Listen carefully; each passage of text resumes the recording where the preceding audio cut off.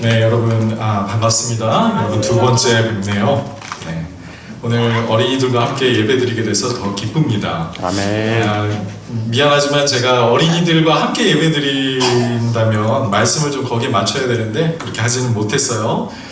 그래도 오병이어에 대한 설교라서 우리 어린이들이 조금 더 이해할 수 있지 않을까 하는 생각은 듭니다. 자, 여러분, 우리는 살면서 부족함을 느낄 때가 참 많지요. 아마 거의 모든 분들이 재정적으로 넉넉하다라고 생각하기보다는 좀 부족하다는 생각을 많이 하실 것 같습니다. 내 월급이 200만 원만 더 많았으면 얼마나 좋을까. 네, 여러분 아니면 외모에 대해서 부족함을 느낄 때도 있죠. 뭐 저 같은 경우도 나이가 50이 조금 넘었는데 이렇게 배가 좀 나오고 머리털이 많이 빠졌습니다. 뭐 색깔이 하얀 건 뭐 신경 안 쓰지만 머리털이 자꾸 빠지는 게 많이 아쉽습니다. 네, 우리 한국은 루키즘이라고 하죠. 외모 지상주의가 참 강한 나라입니다. TV에 나오는 그런 탤런트와 가수들을 보면서 내 모습이 좀 초라하다라고 느낄 때가 있을 것 같아요.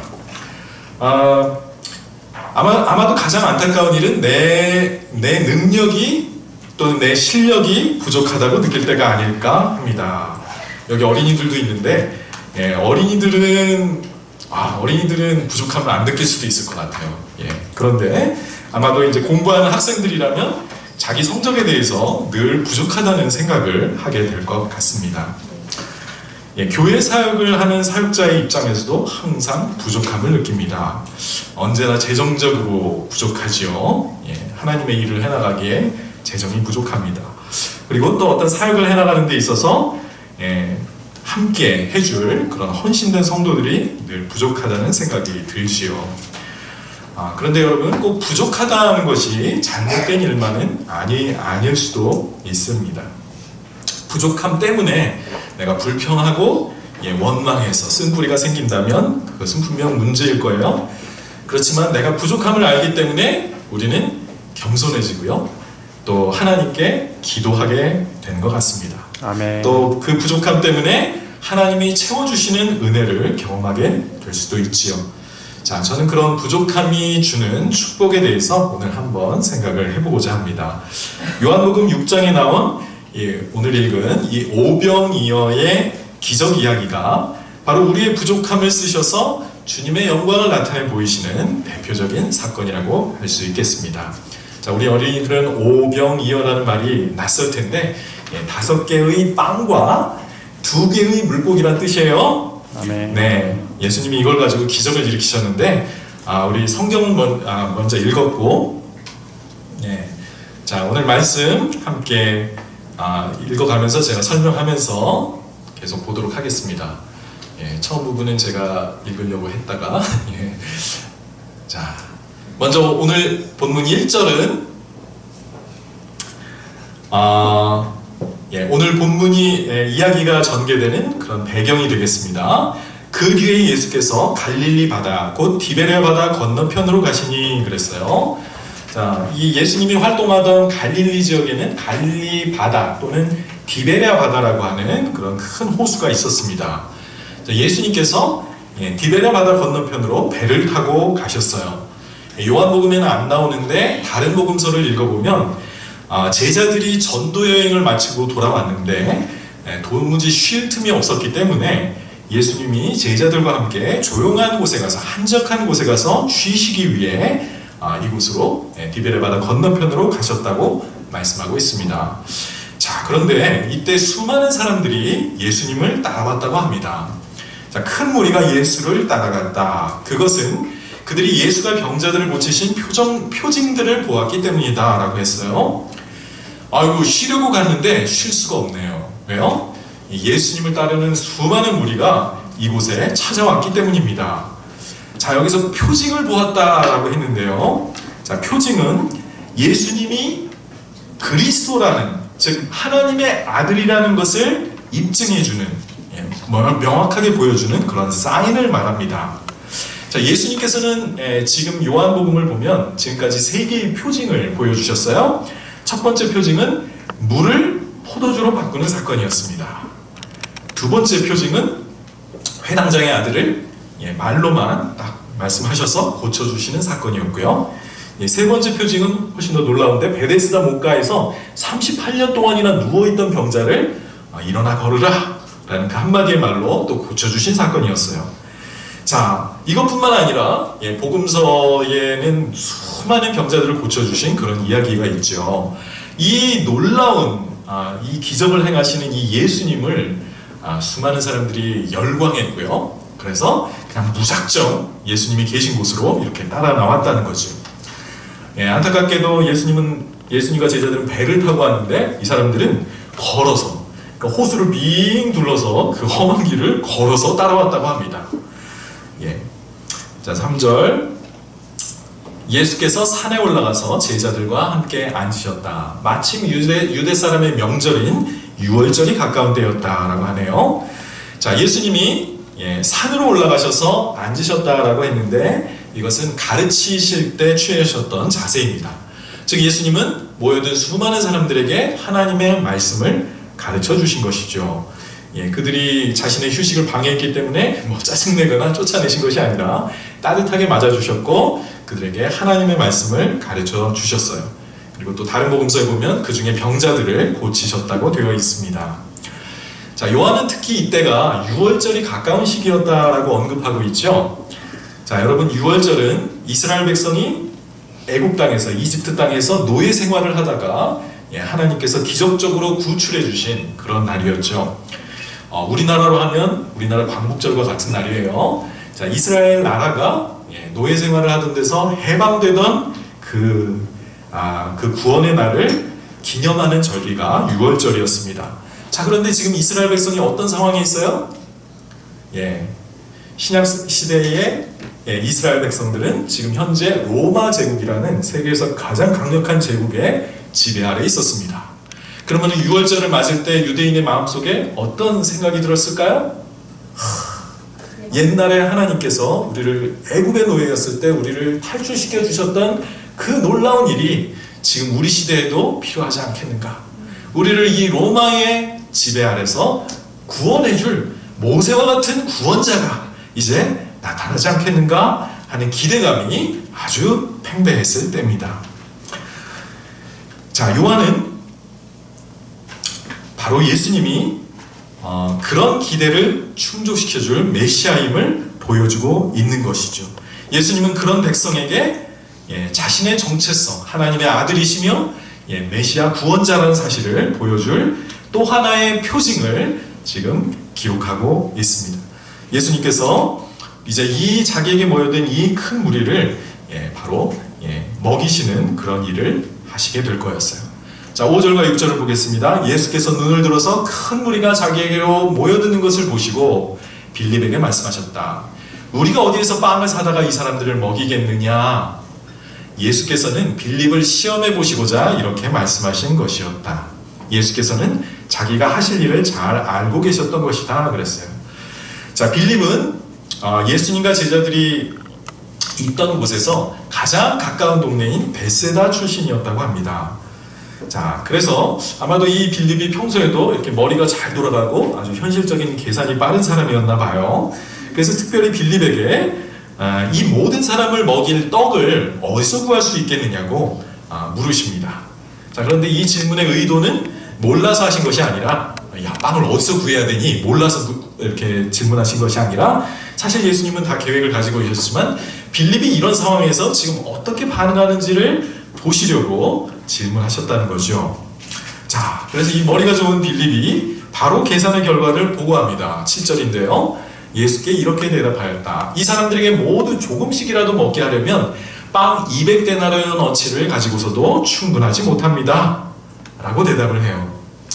자, 최소한의 빵 한 조각이라도 사람들이 맛보게 하려면 200데나리온도 부족합니다. 라고 말했는데, 여러분, 한 데나리온은 노동자가 하루 일한 품삯이었어요. 그러니까 200데나리온은 200일치의 노동에 해당하는 값. 그냥 쉽게 생각해서 우리가 10만 원으로 계산하면 한 2천만 원 정도의 돈이 필요합니다. 라고 말을 한 거죠. 빌립의 대답의 의도는 뭐겠어요? 주님, 이건 현실적으로 그냥 도저히 불가능한 이야기입니다. 이 제자들에게 무슨 돈이 있었겠어요? 그리고 어디서 빌리겠습니까, 지금? 바닷가 옆에 고원지대에 있는 그런 빈 들이었거든요. 돈 빌릴 사람도 없고, 은행도 없고, 또 먹을 것을 파는 시장도 없었습니다. 그러니 이 많은 사람을 빵을 사서 먹인다는 것은 상상도 못할 일이었죠. 자, 다른 복음서에 보면 예수님이 제자들에게 너희가 먹을 것을 주어라 라고 이미 말씀하셨습니다. 제자들이 이 많은 회중을 먹일 수 있다고 하신 겁니다. 그런데 빌립은 계산기만 탁탁탁탁 두드려보고 불가능합니다, 주님 라고 결론을 내린 것이죠. 그는 예수님이 기대하셨던, 한번 좀 어떻게 반응하나 이렇게 시험삼아 봤지만 그 예수님이 내주신 그 과제를 제대로 수행하지 못합니다. 빌립의 모습이 우리의 모습이 아니었을까요? 이런 상황에서 당연히 이렇게 불가능합니다, 주님. 이렇게 말하는 것이 너무 당연하죠. 그렇지만 한 가지 아쉬운 것은 빌립이 주님이 명하셨으면 될 수도 있다는 그런 상상력을, 믿음의 상상력을 발휘하지 못한 데 있습니다. 주님이 말씀하시기는 했지만 현실이 너무 막막하니까 그냥 포기해버린 것이죠. 여러분, 우리의 모습도 이렇지 않습니까? 주님의 뜻을 좀 행하려고 하지만 막상 현실을 보면 너무 막막할 때가 많죠. 그래서 우리는 부족하다고 생각을 하고 곧 포기합니다. 자, 하나님이 채워주실 수 있다. 하나님은 하실 수 있다. 우리는 부족하지만 그래도 하나님이 하실 수 있다는 그런 믿음의 상상력을 발휘하지 못하는 것이었어요. 사실 그 상황에서 부족한 것은 돈이 아니라 어쩌면 믿음이었다고 할 수 있겠습니다. 자, 6절을 보면 예수님은 친히 어떻게 행할지를 알고 계셨다고 했죠. 네. 예수님은 이미 그 자리에 모인 수많은 사람을 먹이실 계획을 가지고 계셨던 겁니다. 여러분, 높은 이 한적한 들에 수많은 사람들이 모여서 이렇게 모여 있었던 이 모습은, 그리고 6월절의 시즌은 봄이거든요. 그래서 봄에 풀이 쫙 나고 꽃이 아름답게 피어 있는 이 갈릴리 호수 근처의 이 빈들의 모습은 가만히 생각을 해보면 여기서 예수님이 그들과 함께 계셨던 이 모습은 시편 23편을 떠오르게 합니다. 바로 목자이신 예수님께서 자기 백성을 돌보시는 모습이지요. 같이 한번 읽어볼까요? 주님은 나의 목자시니 내게 부족함 없어라. 나를 푸른 풀밭에 누이시며 쉴만한 물가로 인도하신다. 네, 예수님은 우리의 육체의 필요를 아시고, 먼저 아시고 채워주시는 분입니다. 여러분, 이 본문 속에서 누가 먼저 음식을 준비할 생각을 했습니까? 백성들인가요? 아니죠. 예수님이 제일 먼저 생각하셨습니다. 백성들이 배가 고파서 예수님께 와서 먹을 것 좀 주세요 라고 요청한 것이 아니라 예수님이 먼저 백성들이 배고플 것을 아시고 음식을 준비할 계획을 세우신 것입니다. 이와 같이 우리 주님은 우리의 쓸 것을 아시고, 미리 아시고 예비해 주시는 분입니다. 그러므로 우리는 몸의 필요를 위해 무엇을 먹을까, 무엇을 입을까 걱정할 필요가 없는 것이지요. 예수님께서는 이런 것들을 산상수훈에서 이방인들이 구하는 것이다, 믿음이 없는 자들이 구하는 것이다, 우리에게는 하늘 아버지가 계시니 너희는 이런 것들을 걱정하지 말아라 라고 말씀하시면서 마지막에 뭐라고 그러셨어요? 먼저 그의 나라와 그의 의를 구하라. 그리하면 이 모든 것을 너희에게 더하시리라 고 말씀하셨습니다. 빌립에게 안타까운 점은 이 부족함을 느끼는 이 상황 속에서 그냥 포기하고 주저앉았다는 것이죠. 바로 옆에 계신 주님께 해결책이 있다는 사실을 보지 못했다는 사실입니다. 자, 우리가 우리 자신의 부족함을 알았다면 우리가 다음에 할 일은 우리의 부족한 것을 가지고 주님 앞에 나아가야 한다는 사실입니다. 자, 제자들 중에는 그래도 적극적으로 먹을 것을 찾아보는 사람이 있었습니다. 누구입니까? 오늘 베드로의 형제 안드레였습니다. 자, 안드레는 백성들 중에 다니면서 그래도 혹시 먹을 것이 있는지 찾아봤어요. 그랬더니 자, 제자 중 하나이며 시몬 베드로와 형제가 아닌 안드레가 예수께 말하였다. 여기에 보리빵 5개와 물고기 2마리를 가지고 있는 한 아이가 있습니다. 한자말로 오병이어라고 해요. 그러나 이렇게 많은 사람에게 그것이 무슨 소용이 있겠습니까? 라고 말합니다.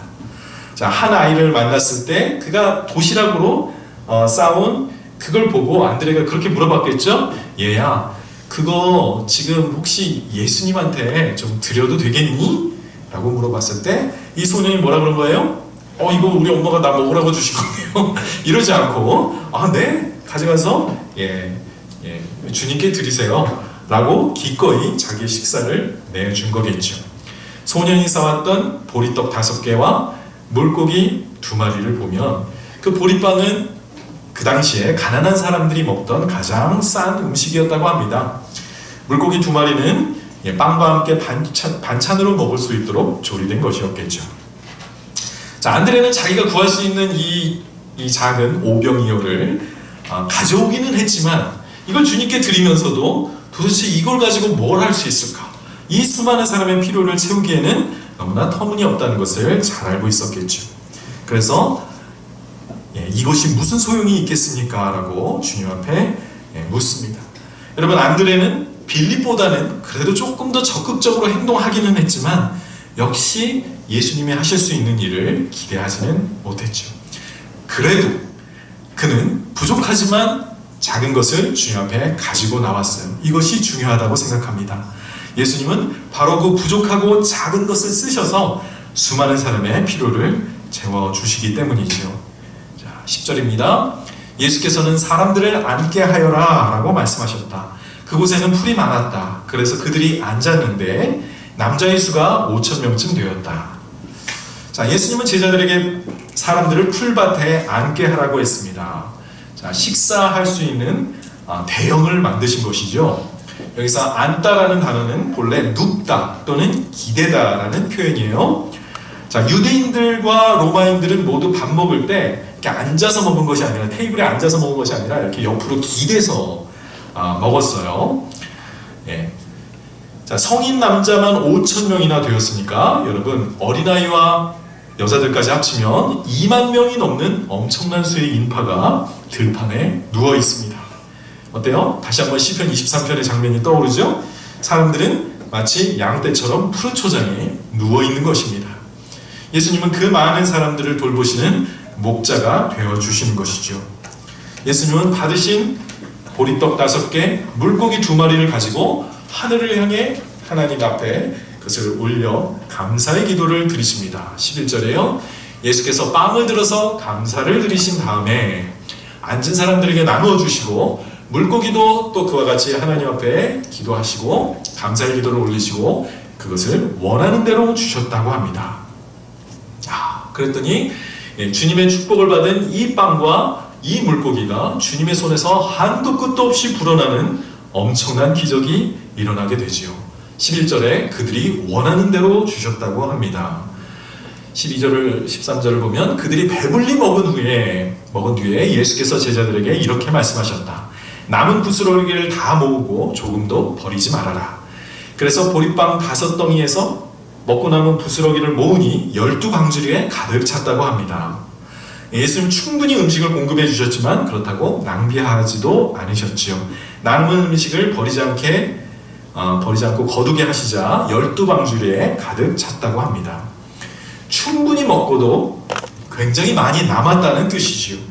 이것은 주님이 우리에게 넘치도록 채워주시는 은혜를 여기서 보여주고 있습니다. 자, 예수님은 지금 자기 백성을 먹이시는 목자로서 자기 백성을 돌보시고 자기 백성을 풍성히 먹이시는 놀라운 권능을 보여주신 것이죠. 자, 예수님 안에서 하나님의 능력이, 창조주 하나님의 능력이 역사하고 있습니다. 그러니까 이분은 바로 하나님의 아들이신 것이죠. 자, 그래서 예수님이 하나님의 아들 메시아라는 사실을 이렇게 분명하게 보여준 사건이 또 있을까 싶을 정도로 분명한 표징이 일어난 것입니다. 바로 이것이 오늘 4번째의 표징이 됩니다. 자, 그런데 여러분 생각해 보십시오. 이런 놀라운 기적이 어떻게 해서 일어나게 되었습니까? 어디에서 시작되었습니까? 한 어린아이가 오병이어를 드렸고 그것이 주님 앞에 드려졌기 때문입니다. 그것이, 그 작은 것이 주님의 손에 들리는 순간 기적을 이루는 도구가 된 것입니다. 자, 오병이어는 우리의 부족함을 잘 상징하고 있습니다. 어떤 의미에서 우리는 아무것도 아니지요. 그러나 그 아무것도 아닌 것이 주님의 손에 들리는 순간, 주님 앞에 바쳐지는 그 순간 수천 수만 명의 사람을 살리는 도구가 된 것입니다. 오병이어를 가졌던 그 소년이 그것을 주님께 드렸을 때는 아마 그것이 자기에게로 돌아올 것이라는 상상은 하지 못했을 거예요. 그냥 주님 앞에 드렸을 거예요. 그런데 주님을 위해 그것을, 자기의 것을 희생하자, 그 작은 것을 희생하자 몇백 배 아니 몇천 배가 되었고 자기도 그와 거기에서 배부르게 먹을 수가 있었습니다. 여러분 성지순례에 가면 이런 모자이크화가 있어요. 이 교회가 오병이어 교회라는 이름이 붙여진 교회입니다. 자, 이 벽화에 자 어떠세요? 그림을 보시면 물고기 두 마리가 먼저 보이죠? 물고기 두 마리가 보이고 그릇에 떡이 있네요. 아, 빵이죠, 빵. 빵이 있는데 빵이 몇 개예요? 4개네. 참 이상하다, 그죠? 이 벽화를 그린 사람은 분명히 예수님의 이야기에서 오병이어라는 것을 알고 있었을 텐데 왜 4개의 빵만 그려 넣었을까요?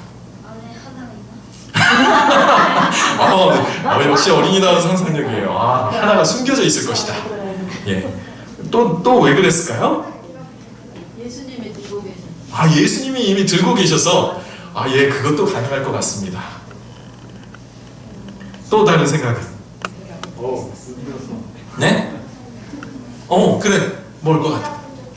뭐라고? 자리가 부족했어. 4개. 5개까지 그리 자리가 부족했구나. 그럴 수도 있겠네. 야, 진짜 너무 역시 어린이들하고 이렇게 같이 호흡하니까 너무 재밌네요. 자, 또 왜 이 모자이크화를 그린 사람은 4개의 빵만 그려 넣었을까요? 하나는 이미 먹었으니까 이런 것도 가능하겠죠? 그 남은 하나의 빵이 무엇일까요? 예수님이라기보다 바로 주님 앞에 아무 보잘것없는 바로 우리 자신을 거기에 넣고 싶었기 때문이 아닐까 생각을 합니다. 바로 우리가, 바로 내가 주님 앞에 드려진 그 보잘것없는 하나의 떡이라는 사실을 이 그림을 통해서 우리에게 메시지를 전해주고 있는 것이죠. 우리는 자신이 너무 부족하고 초라하다고 느낄 때가 있습니다. 내가 무슨 하나님의 일을 감당하겠느냐, 나처럼 별 볼 일 없고 배우지 못했고 능력도 없는 사람이 어떻게 하나님께 쓰임받을 수 있을까? 여러분, 그럴 때 어떻게 해야 할까요? 괜찮습니다. 주님의 손에 바치시길 바랍니다. 우리 모두 다 마찬가지예요. 우리는 모두 다 연약하고 부족한 사람들입니다. 근데 그 부족함 때문에 포기하고 주저앉고 하나님의 일을 하지 않으려고 한다면 그것은 잘못된 일이겠죠. 그러나 내가 부족하기 때문에, 내가 할 수 없기 때문에 주님이 하셔야만 합니다. 아멘. 주님의 손에 내 자신을 맡길 때 그것은 수많은 사람에게 축복을 끼치는 도구가 될 수 있습니다. 여러분이 가진 작은 것이 무엇입니까? 아무리 보잘것없고 작은 것이라도 여러분 주님께 드리시길 바랍니다. 아멘. 그 작은 것을 주님께서 쓰셔서 하나님의 영광을 드러내는 도구가 되게 하실 것입니다. 아멘. 자, 유대인들은 바로 이 표적을 보고, 표징을 보고 예수님을 메시아로 인정합니다. 14절에요. 사람들은 예수께서 행하신 표징을 보고 이분은 참으로 세상에 오시기로 한 그 예언자이다 라고 말하였다고 합니다. 자, 그렇죠. 이 표징이 예수님을 세상에 오실 그 예언자라고 했다고 하는데요. 여기서 말하는 그 선지자는 누구냐? 앞에 그 선지자, the prophet이에요. 그러니까 아무 선지자, 하나의 선지자가 아니라 그 선지자라는 것은 누구를 말하느냐? 모세와 같은 선지자를 말합니다. 모세가 언젠가 율법 안에서 하나님이 나와 같은 선지자를 너희에게 보내주실 것이니 너희는 그의 말을 들으라라고 했거든요. 그런데 유대의 전통에서는 자기의 역사 가운데 모세만큼 위대한 선지자는 나온 적이 없다고 생각을 했습니다. 자, 그런데 메시아가 오시면 바로 그분이 모세와 같은 선지자일 거라고 생각을 했던 거죠.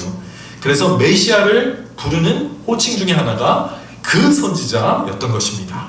그런데 이 예수님을 보니까 이 오병이어로 수많은 사람을 먹이시는 기적을 일으키시는 이분을 보니까 이분이 바로 그 선지자구나, 참으로 세상에 오시기로 한 그 선지자로구나 라고 말했던 것입니다. 예수님은 아닌 게 아니라 모세와 같은 선지자의 역할을 하셨습니다.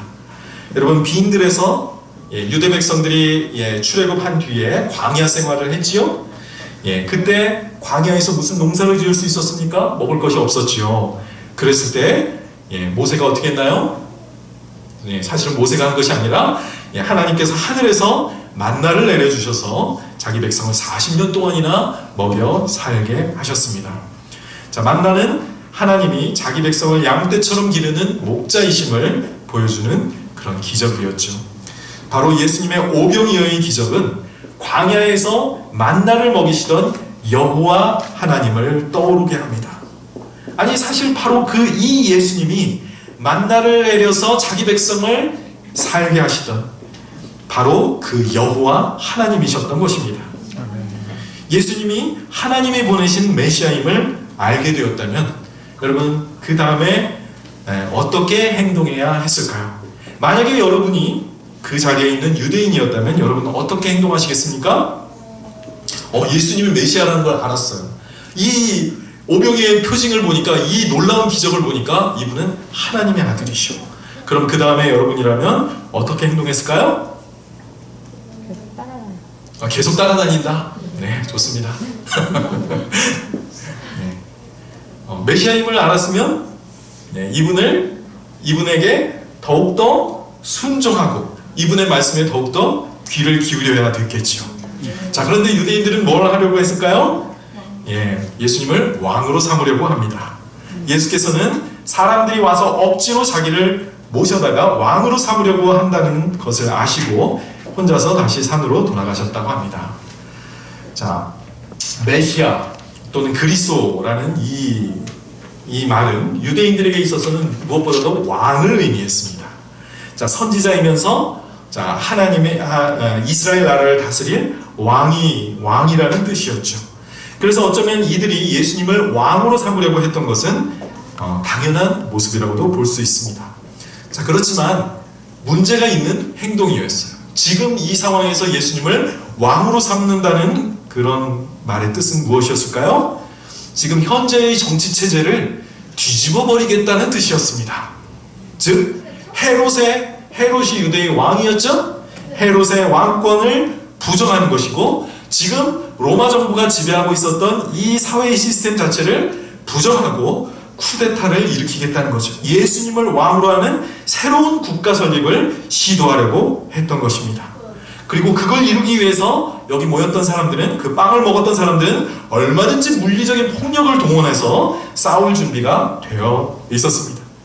예수님은 왕이 되시고 12사도는 그분의 강요가 되어서, 정부 강요가 되어서 이제 새로운 이스라엘 나라를 세우자, 이 운동을 여기에서 시작하자라고 했던 것입니다.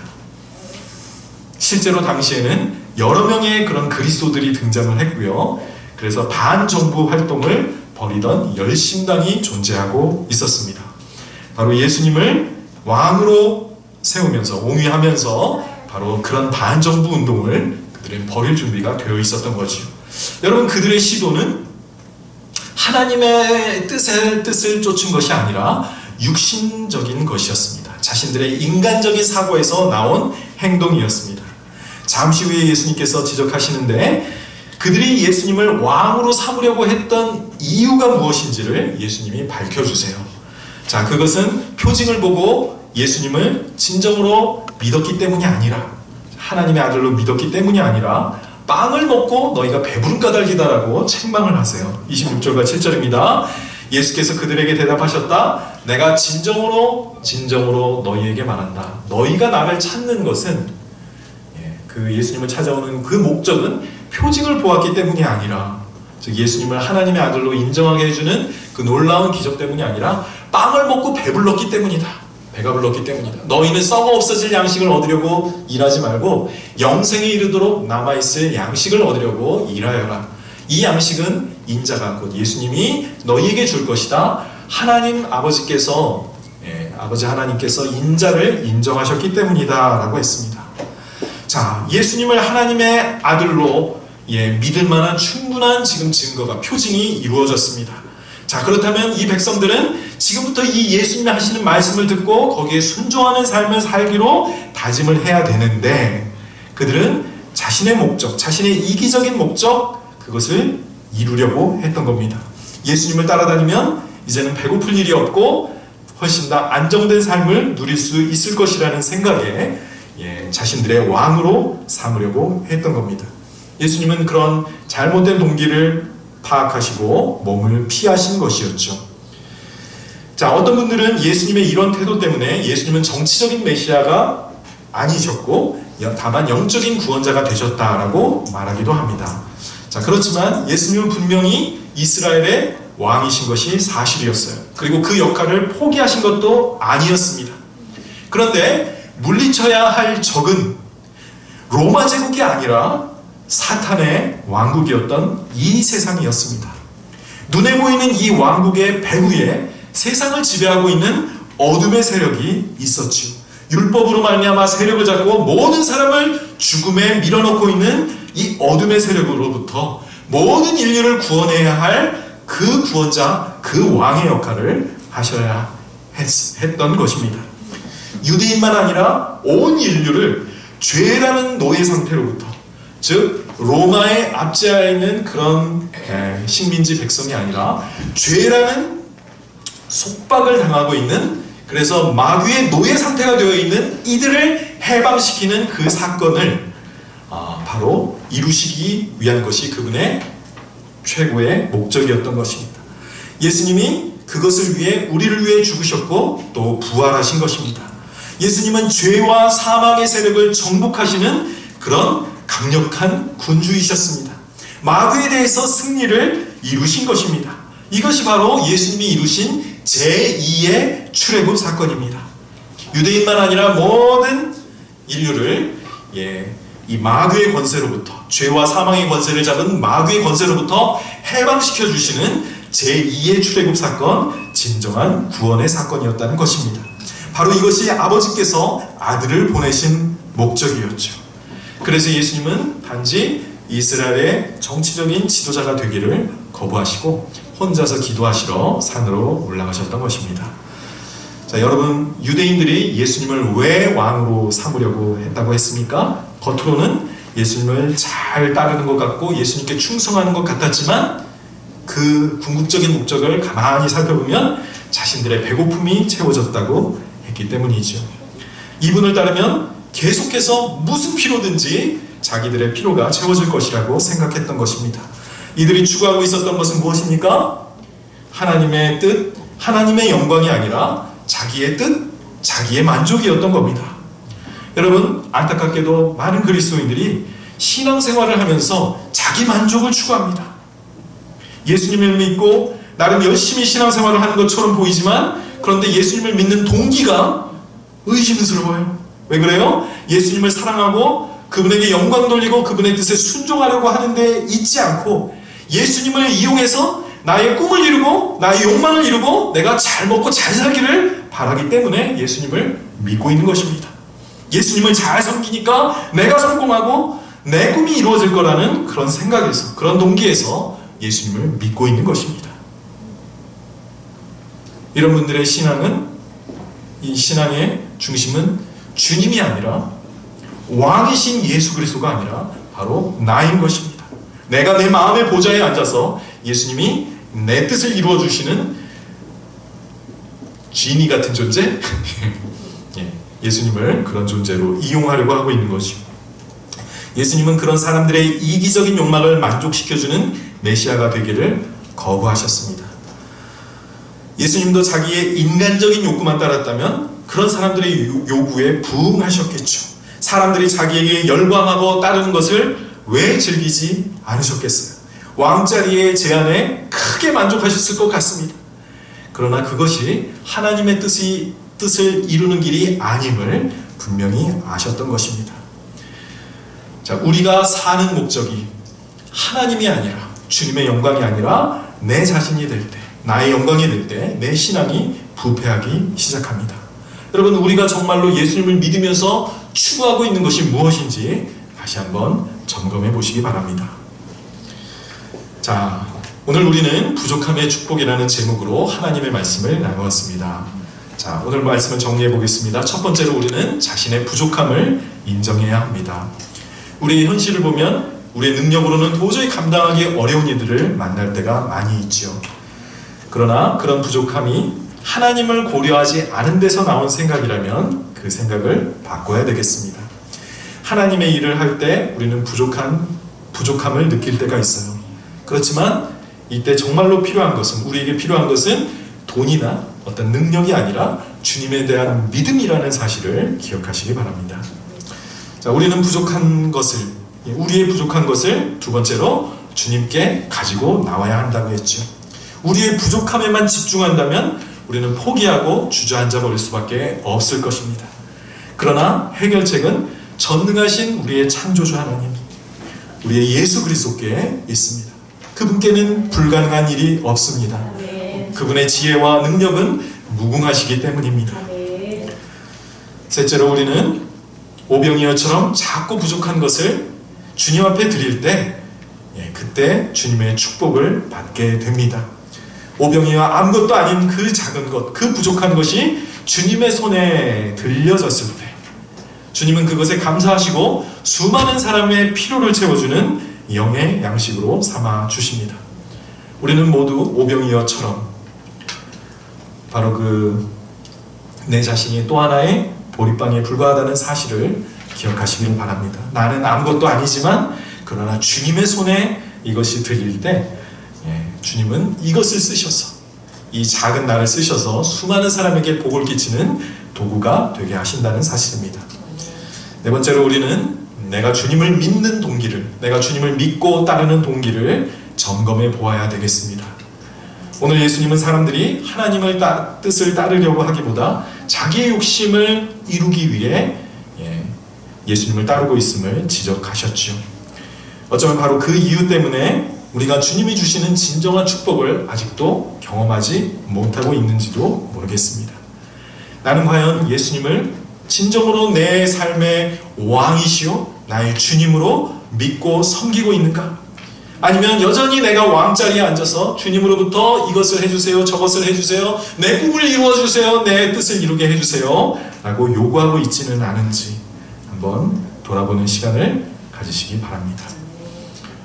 기도하시겠습니다. 아버지 하나님, 오늘 우리가 주님 앞에 얼마나 부족한 존재인가를 다시 한번 떠올려 봅니다. 그러나 이것이 우리의 좌절과 우리의 포기가 아니라 하나님을 더 찾고 하나님 앞에 기도하는 기회가 되게 하여 주시옵소서.